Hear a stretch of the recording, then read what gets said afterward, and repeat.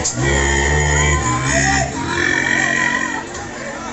virtue of the powers vested in me by the Constitution and by law, I had to declare martial law in the Mindanao group of islands for a period that exceeding 60 days, effective as of May 23, 2017. Nagkasalubong sa Marawi City ang mga sundalo at mga hinihina ng miyembro ng Maute Group.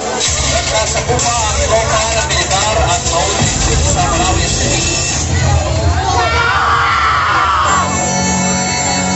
Nandoon na sila eh. Nakapwesto na sila bago tayo pumasok. This man stole the queen from her bed. Hindi agad na unawaan ng mga residente na may malaking pag-ataking gagawin ang Maute Group sa Marawi City.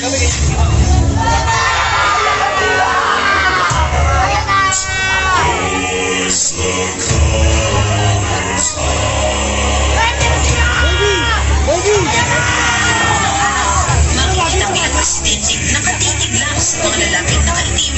Ang iba, sige lang sa pagbiyahe. I am ordering you to crash. Walang pisto.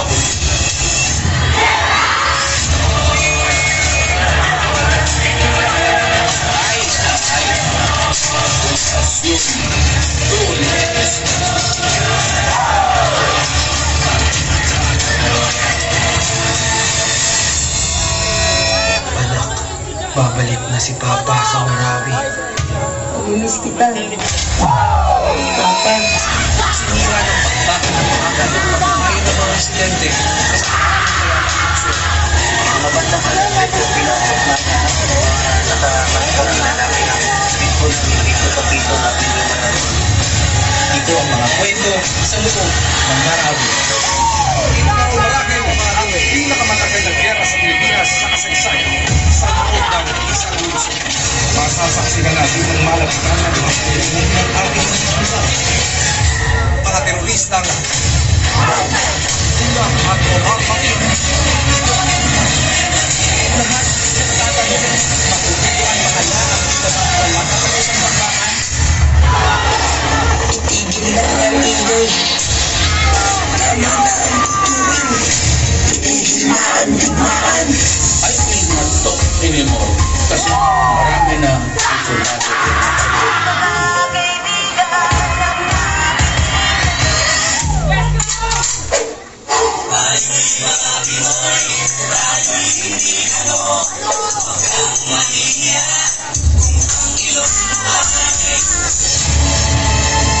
Kung may isang bagay na napatunayan ng gera sa Marawi, ito ay ang pagtutulungan ng ano pa man ang reliyon.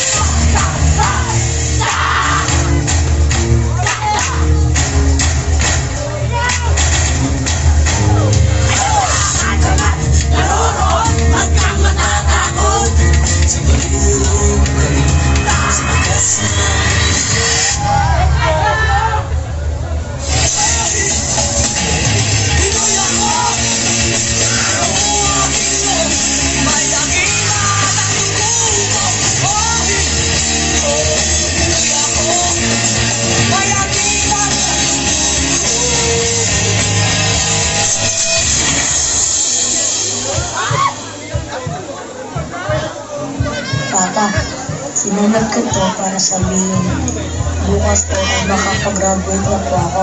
Huwag po ang magsabit ng medalya ko. Ihintayin ko po kayo.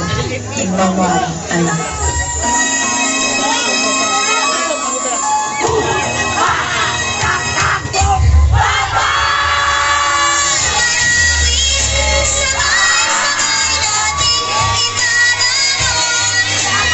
Bumangon ka pa. Sabi mo maglalaro pa tayo. Sabi mo uuwi ka. Gumising ka na dyan pa. Papa!